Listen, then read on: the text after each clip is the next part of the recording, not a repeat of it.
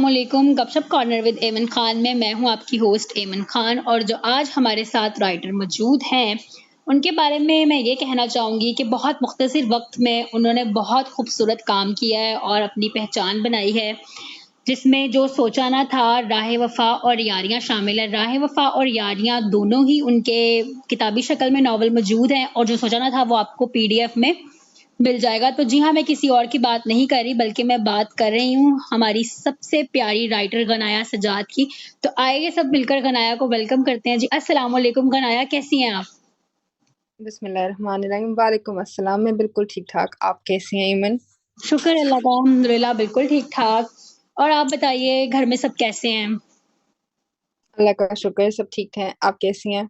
शुक्र अल्लाह का, सब ठीक-ठाक। सबसे पहले तो गनाया अपने बारे में कुछ बताइए क्योंकि मैंने आपके बहुत कम इंटरव्यूज़ देखे हैं, इसलिए ज़्यादा जानने का कभी मौका ही नहीं मिला। तो मेरा ख़्याल है हमारे रीडर्स ने भी बहुत कम जाना होगा आपके बारे में। तो सबसे पहले तो आप अपने बारे में बताइए कि आपने कहाँ से शुरू किया और क्या चीज़ ज़रूरी है जो आप चाहती हैं कि आपके रीडर्स आपके बारे में जानें? सबसे पहले तो वाक़ई मैं बहुत कम इंटरव्यूज़ देती हूँ, इसलिए आपका मेरे ख़्याल 4th इंटरव्यू है जो आप ले रही हैं। हुँ। तो बेसिकली मैंने स्टार्ट किया था 2018 में, वॉटपैड पे लिखना शुरू किया था। एक ड्रामा आया था हम टीवी पे, याद होगा सबको, काफ़ी वो उसका अच्छा एक फैन फॉलोइंग बन गई थी, यकीन का सफ़र। तो वॉटपैड पे मैं अक्सर उसकी वो पढ़ती थी, आप जिसे कहते हैं ना फैन फिक्शंस जो लोग देते हैं। हुँ, हुँ। तो पढ़ते-पढ़ते बस ऐसे ही मेरा ख़्याल आया कि अब अगर ऑप्शन है मेरे पास भी लिखने की, तो क्यों नहीं मैं भी ट्राई करूँ लिखना। हुँ। वो बस वहाँ से लिखते एक उसको बेसिकली वो फैन फिक्शन तो नहीं हो पाई जो मैं चाह रही थी वो हो, वो एक ओरिजिनल कंटेंट ही बन गया। हुँ। तो बिकॉज़ वो रोमन उर्दू में था और फिर वॉटपैड पे था, बहुत सारे लोग एक्सेस नहीं कर पा रहे थे। हुँ। तो मैंने सोचा इसको प्रॉपर पीडीएफ फॉर्म में आ जाना चाहिए। हुँ। फिर मैंने उसको अलग अलग से एक अपने रजिस्टर पे लिखा उर्दू में पूरा, फिर हुँ। उसको दोबारा करके अपलोड किया। तो मैं एक्सपेक्ट नहीं कर रही थी कि इतना ज़्यादा इस पे रिस्पॉन्स अच्छा रहेगा। और फॉर द फर्स्ट नॉवल मुझे बहुत कम negative comments, obviously grammatical errors जो होते हैं उसमें थोड़ा पिन पॉइंट हुआ जो भी रीडर्स ने किया। तो वो टाइम था अच्छा वाला जब रीडर्स जो थे वो वाला पढ़ रहे थे, काम वो वाला जिसमें, जिसे आप कहते हैं एक पुख्तगी से लिखा हुआ काम पढ़ रहे थे। हुँ। अब तो खैर फेसबुक पे बहुत कुछ पढ़े होते हैं, हुँ, लेकिन हुँ। वो वाला टाइम था। तो हुँ। उसके बाद मुझे ख़्याल आया कि अगर तो काम ऐसे चल रहा है तो क्यों ना एक और लिखा जाए नॉवल। और वो बहुत फैंटेसाइज़ करके मैंने सोचा कि अच्छा ऐसे लिखूँगी, वैसे लिखूँगी। फिर इत्तेफ़ाकन मुझे टर्की जाना पड़ा, तो वहाँ पर बैठे-बैठे एक पॉइंट पे मुझे ख़्याल आया कि इस बेंच पे, इस मेट्रो स्टेशन के पास ऐसे कोई सीन आप खुद एक राइटर हैं, आपको अंदाज़ा होगा कि हुँ। बैठे-बैठे बस एकदम से कुछ आता है दिमाग में और आप कहते हैं कि इसको पेन डाउन कर लेना चाहिए। बिल्कुल। तो वहाँ मुझे ख़्याल आया कि इसको एक नॉवल और होना चाहिए इस चीज़ पे। हुँ। और आपने तो खुद वो पढ़ा हुआ है, तो आपके सामने ही है कि काफ़ी उसपे कमेंट्स अच्छे और एक एप्रिसिएशन बहुत ज़्यादा मिली। फिर हुँ। उसके बाद ये सब फैन्स वगैरह, फॉलोवर्स यही होते हैं जो सारा कुछ आपका होते हैं। इन्होंने ही कहा कि भई अब इसकी तो बुक आनी चाहिए, हुँ। क्योंकि उनको राइट पीडीएफ हम लोग भी पढ़ लेते हैं, बट वो बुक की बात फिर और ही होती है। फिर उसको स्टार्ट किया, वो बुक में आई, उसके बाद यारियाँ लिखा और फिर उसके बाद अब शुरू है, चल रहा है। 2020 में राह वफ़ा बुक में आया था, 21 में यारियाँ आया था और इंशाल्लाह 22 के एंड तक थर्ड नॉवल हदा भी बुक में इंशाल्लाह। यानी कि हम आपका एक और नॉवल किताब में पढ़ने के लिए तैयार हो जाएँ, रीडर्स भी और मैं खुद भी, क्योंकि मैंने भी आपके अब तक के जो सोचा ना था मैंने नहीं पढ़ा, लेकिन यारियाँ मैंने आपका पढ़ा हुआ है और राह वफ़ा भी पढ़ा हुआ है। तो माशाल्लाह से दोनों में आपका काम बहुत अच्छा था और मुझे बहुत खुशी हुई थी ये देखकर के यार इतनी यंग एज में इतना पुख्ता काम मैं देख रही हूँ और लिटरली बहुत अच्छा लगा था। अच्छा, गनाया एक ऑथर और राइटर में क्या डिफरेंस देखती हैं आप? आपकी नज़र में क्या डिफरेंस होता है एक ऑथर और एक राइटर में? बेसिकली जो ऑथर्स होते हैं, उनके पास थोड़ा एक्सपीरियंस ज़्यादा होता है। उनके पास आइडियोलॉजीज फर्क होती हैं, हम्म क्योंकि राइटर बिल्कुल रॉ होता है, वो अभी स्टार्ट कर रहा होता है, हम्म उसको अभी चीजें सीख समझने में, पढ़ने में बहुत वक्त दरकार होता है कि वो एक ऐसे स्टेप पे पहुंच जाए कि वो ऑथर बने। हम्म एक राइटर के मवाद होता है और उसके पास उसकी सोच होती है, बट लफ्जों का चुनाव किस तरह करना है, कब लिखना है, क्या लाइन किसके बाद आएगी, कौन सा लफ्ज किस लफ्ज के साथ अच्छा फिट होगा, या क्या लाइन में कौन सी एडजस्टमेंट आनी चाहिए तो ही काम अच्छा लगेगा, हम्म ये एक राइटर को इस स्टेज पे पहुंचने के लिए बहुत वक्त चाहिए होता है। मैं अगर अपनी बात भी करूं तो मैं शायद अपने आप को, बेशक मेरी किताबें शायद हो चुकी हैं, लेकिन मैं शायद अपने आप को उस लेवल पे अभी महसूस नहीं करती कि एक पुख्ता ऑथर होने का अगर मैं टाइटल अपने साथ लगाना चाहूँ तो शायद उस तरह का ना लग सके जिस तरह मैं एक ऑथर को देखती हूँ। हम्म अच्छा, बिल्कुल सही कह रही हैं आप कि ऑथर और राइटर में यही बिग डिफरेंस होता है। अच्छा, आपके राइटिंग प्रोसेस का सबसे मुश्किल हिस्सा कौन-सा लगता है आपको? जिस पे आपको लग रहा हो आपके लिखने के दौरान आपको लग रहा हो कि सब चीज़ें स्मूथली चल रही हैं, लेकिन फिर एक ऐसा मरहला आता है जिसमें राइटर को लगता है कि यार, ये मेरी राइटिंग का एक सबसे मुश्किल पार्ट है। तो उस मुश्किल पार्ट को आप किस तरह से हैंडल करती हैं और क्या वो मुश्किल पार्ट लगता है आपको? मुश्किल पार्ट मुझे लगता है कैरेक्टर डेवलपमेंट और स्टोरी डेवलपमेंट, जो आपके इंटरवल से पहले आप स्टोरी लिख रहे होते हो, हुँ, बिकॉज उसमें इतना कुछ लिखना होता है, इतना बिल्डअप देना होता है कि आप एट टाइम्स बोर हो जाते हो, आप लिखते लिखते बोर हो जाते हो कि अभी ये भी लिखना पड़ेगा, अभी ये भी लिखना पड़ेगा। और उस वो इंटरवल तक जाते जाते इतने, हालांकि स्टेप्स वही होते हैं लेकिन वो उनको क्रॉस करना इतना मुश्किल लग रहा होता है टाइम्स, और उस दौरान राइटर ब्लॉक जब आ जाए हुँ, तो फिर तो आप कर ही नहीं सकते। हुँ, और दूसरा कि राइटिंग को मैनेज करना अपनी स्टडीज के साथ और बाकी लाइफ के साथ, आपको आप एक स्पेसिफिक टाइम ही निकाल पा रहे होते उसके लिए, आप रैंडमली कहीं भी बैठे हैं, आपको एकदम से लिखना है तो लिखना है, हुँ। आप उसको मैनेज कर पा रहे होते हैं। ये तो बट बिल्कुल इंटरवल के हाँ, ये बाद, तो जी, बिल्कुल ठीक कहा आपने। मुझे अब आकर पहले भी प्रॉब्लम ये वाली फ़ेस करनी पड़ती थी कि यार अपनी स्टडीज़ के साथ राइटिंग को मैनेज करना, लेकिन अब जब से शादी हुई है तो ये काम थोड़ा-सा और ही मुश्किल लगता है क्योंकि घर के साथ आपने राइटिंग को भी मैनेज करना होता है, उसको भी नहीं छोड़ सकते। तो वाक़ई ये चीज़ बहुत ज़्यादा मुश्किल है। आपके लिए तो वाकई बहुत मुश्किल है। हाँ। अच्छा, खैर मूव ऑन करते हैं। आप एक ऑथर होने के नाते सोशल मीडिया को किस तरह से देखती हैं?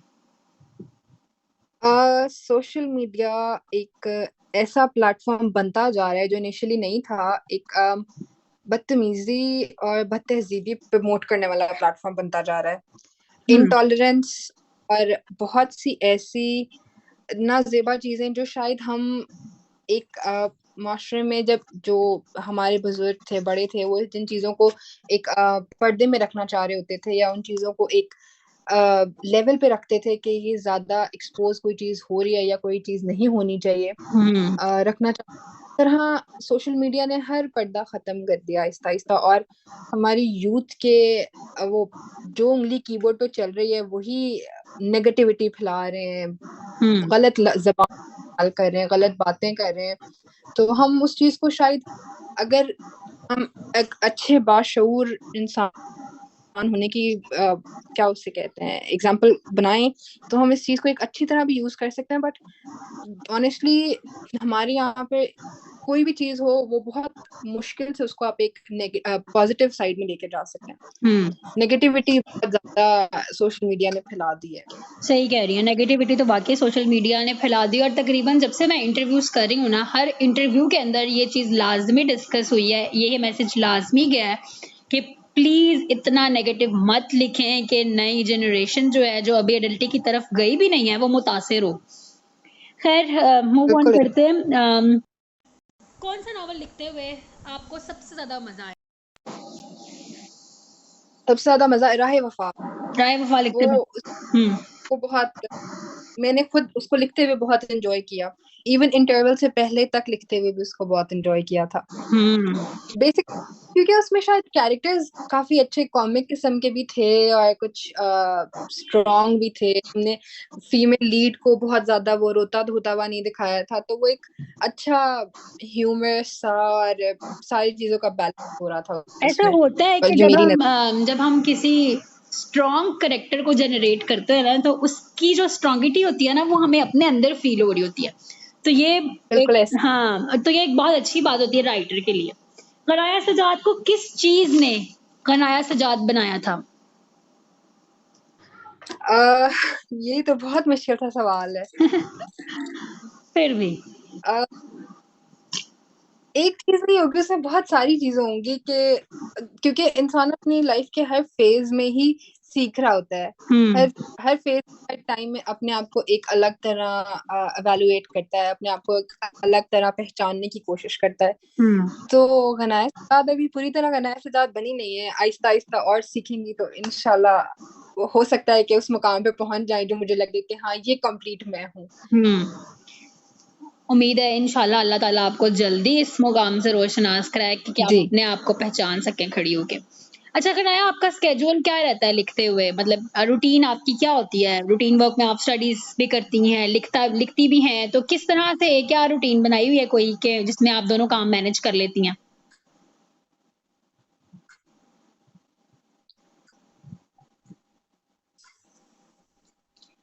अच्छा गनाया, आपका क्या स्केड्यूल रहता है लिखने का? क्या आप जिंदगी में सबसे ज्यादा मतलब किस तरह से रूटीन अपनी मैनेज करती हैं, अपनी रूटीन लाइफ को? पढ़ाई के साथ साथ ये नॉवल भी लिखती हैं आप, तो किस तरह से मैनेज होता है? नॉवेल्स यूजुअली मेरा टाइम होता है रात 12 बजे के बाद लिखने वाला, क्योंकि आप उस वक्त तकरीबन सारे कामों से फारिग हो जाते हैं। आपकी और खाने पीने सारा टाइम गुजर जाता है आपका। तो वो एक ऐसा टाइम होता है जब आपको डिस्टरबेंस नहीं होती लिखने में। क्योंकि अगर आप को कोई डिस्टर्ब करे और आपके जहन से कोई ऐसी बात निकल जाए जो आपकी नॉवल के लिए बहुत इंपॉर्टेंट थी, तो वो आपको फिर बहुत लगती है।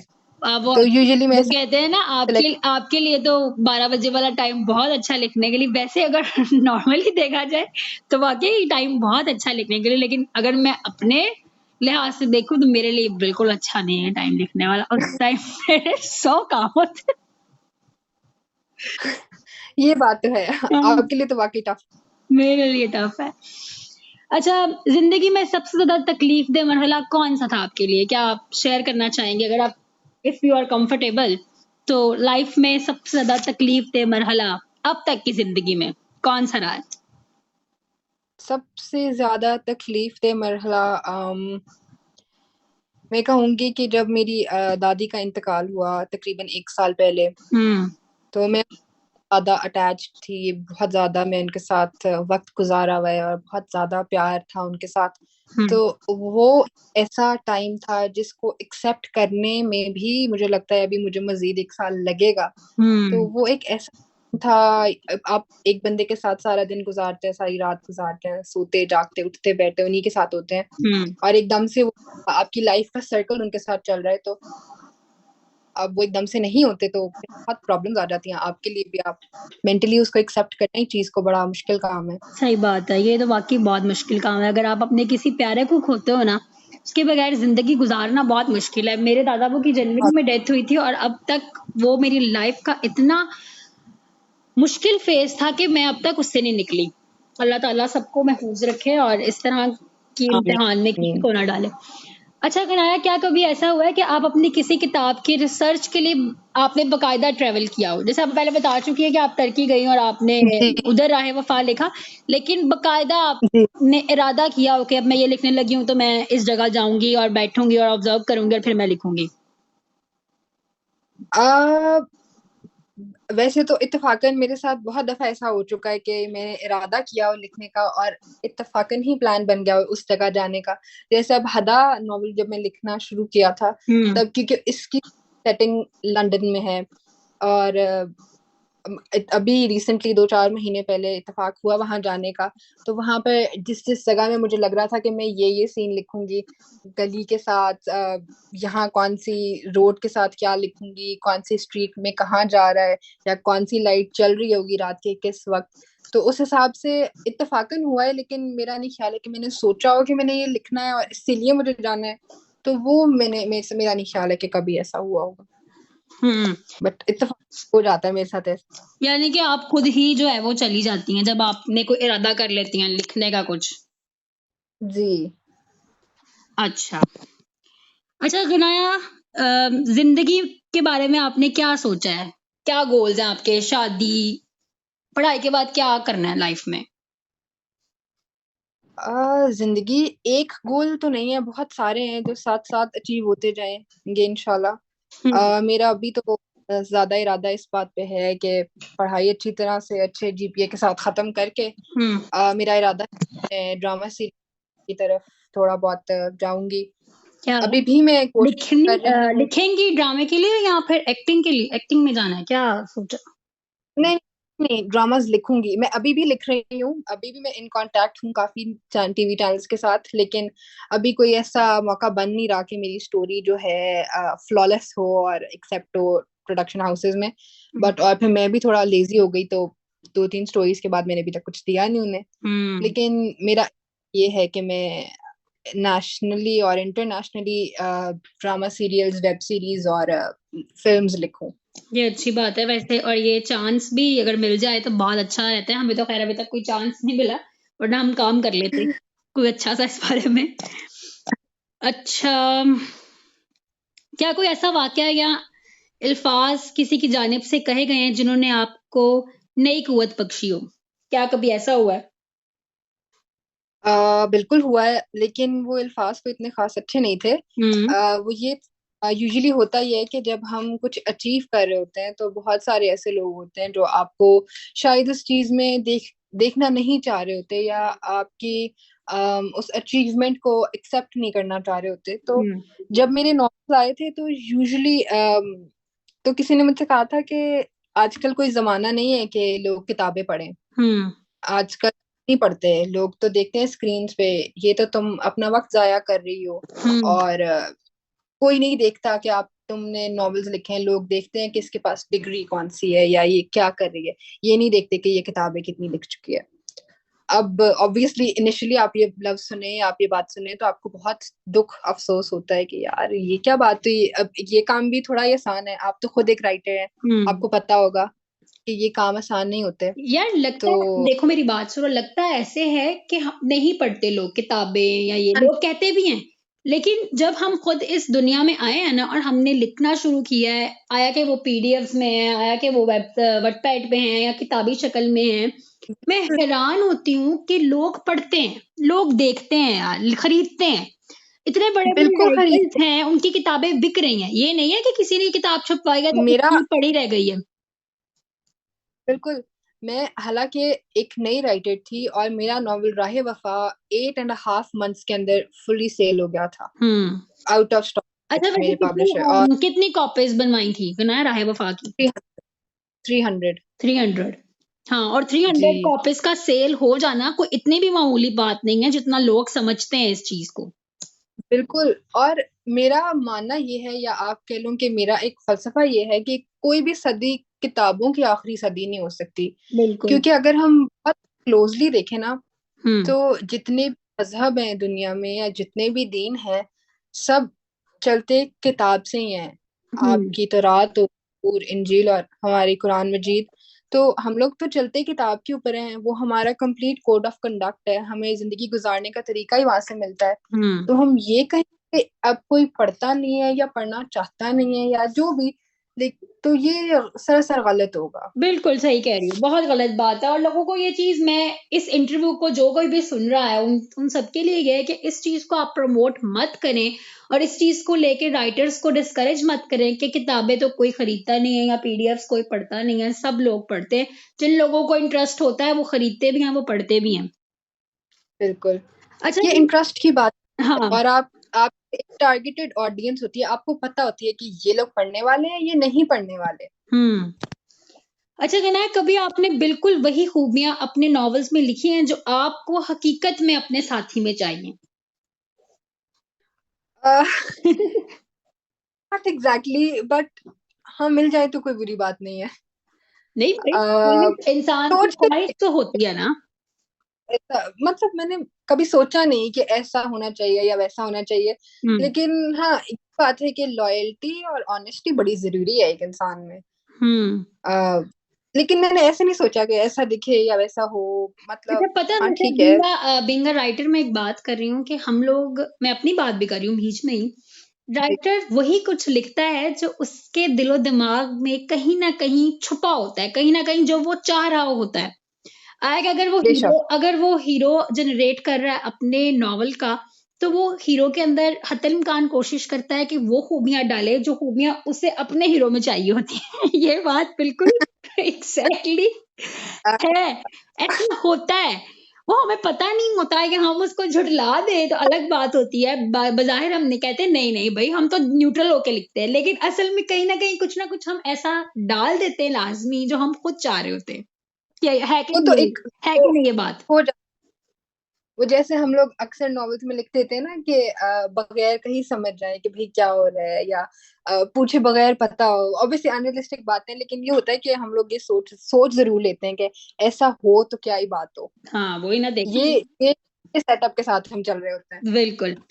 अच्छा, गनाया सजाद को किसी पब्लिक प्लेस पर फैन घेर लें और पिक्चर्स बनाएं, तो क्या मुखालिफ जिन्स के साथ तस्वीरें बनवा लेंगी या उन्हें हरी झंडी दिखा देंगी? मैं तो अपने जींस के साथ भी तस्वीरें नहीं बनवाती, मैं तस्वीरों के साथ कंफर्टेबल नहीं होती हम्म। फैंस के साथ। हम्म। बट एक बहुत अभी एक बहुत मजे का मोमेंट हुआ। हम्म। रिसेंटली मैं एक शादी थी, और जिन मेरे कजन की शादी थी, हम्म। तो वहां पर मेरा पहला फैन मोमेंट हुआ। एक खातून थे और उनकी बेटी थी। अच्छा। वो खास तौर पे शादी में मुझसे मिलने आई थी। उन्होंने मेरी कजन को कहा कि हम शादी में इसलिए आ रहे हैं कि हम उनसे मिले भी। हम्म। और वो बेचारी मुझे देख के थोड़ा हैरान हुई कि हम सोच रहे थे कि शायद आप कोई बहुत बड़ी उम्र की होंगी या उस तरह होंगी, लेकिन आप तो खुद मेरी बेटी जितनी है, वो आंटी मुझे कह रही। हम्म। और उनकी बेटी से she was so excited to meet me, और वो इतनी जोर से हाथ पकड़ लिया और मुस्कुराए जा। और मेरे से उतना ज्यादा मुस्कुराया नहीं जा रहा जितना वो मुस्कुरा रही है। तो और वो फिर हम एक असल में ना हम फीलिंग्स नहीं समझ सकते फैंस की। जो लोग हम नहीं बहुत ज्यादा क्रेजीली पढ़ते हैं ना, मतलब नॉवेल्स, हमारे नॉवेल्स जो लोग बहुत ज्यादा पढ़ते हैं और बहुत ज्यादा पसंद करते हैं, तो वो उनकी फीलिंग्स हम अंडरस्टैंड नहीं कर सकते। जो अगर वो देख ले सामने कि अच्छा ये है, तो वो पागल होने वाला हाल ही होता है। हम खुद भी अगर किसी को बेतहाशा पागलों की तरह किसी को प्यार कर रहे हैं या चाहे ना, तो वो सामने आ जाए तो हमारी भी यकीनन यही हालत हो। हाँ, अग्रीड। ऐसे है कि वो लोग थोड़ा ओवर एक्साइटेड हो जाते हैं कि हम्म। ये तो हमारे साथ। इवन अगर हम भी हों, हम भी कोई सेलिब्रिटी इनकाउंटर हो हमारा, हम भी कहीं ना कभी एक ऐसी वो सिचुएशन या एक ऐसा इमोशन क्रिएट हो जाता है कि आप जरा वो एक्साइटेड हो जाते हैं कि अच्छा ये है वो है। हम्म। तो ये तो है, हमारे साथ भी है। बिल्कुल। अच्छा गनाया, लास्ट क्वेश्चन, आखिरी बार आपको खुद पर फख्र कब हुआ था, जब लगा हो कि गनाया सजाद ने वो पा लिया है जो वो चाहती थी? फखर मुझे असल में ये तो नहीं कहूंगी कि जो चाहा था वो पा लिया। मैंने वो चाहा नहीं था, लेकिन वो मुझे मिल गया।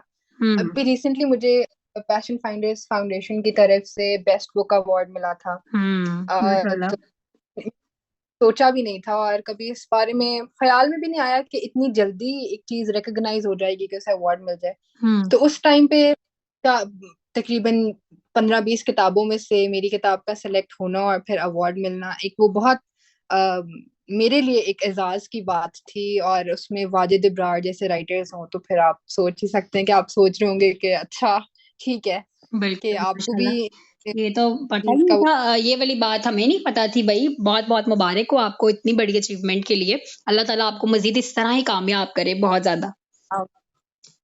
ये सब आप लोगों की दुआएं हैं, फैंस का प्यार है, उनकी सपोर्ट है जो हम इस स्टेज पे आ गए हैं। नहीं हम्म। तो एक अकेला बंदा थोड़ी कुछ कर सकता है। हमारे बिल, पेरेंट्स की दुआएं, अल्लाह ताला की मदद, बिल्कुल ऐसा ही नहीं तो है। अकेला कर सकता।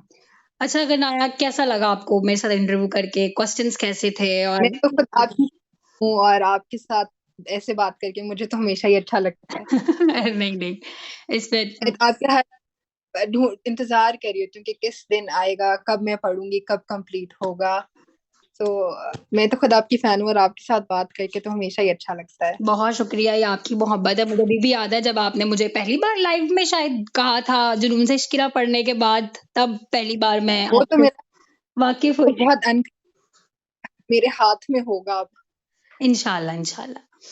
बहुत शुक्रिया गनाया, मुझे बहुत मजा आया आपसे बात करके, आपके बारे में जानकर। इंशाल्लाह ताला हमारे रीडर्स को भी बहुत मजा आएगा।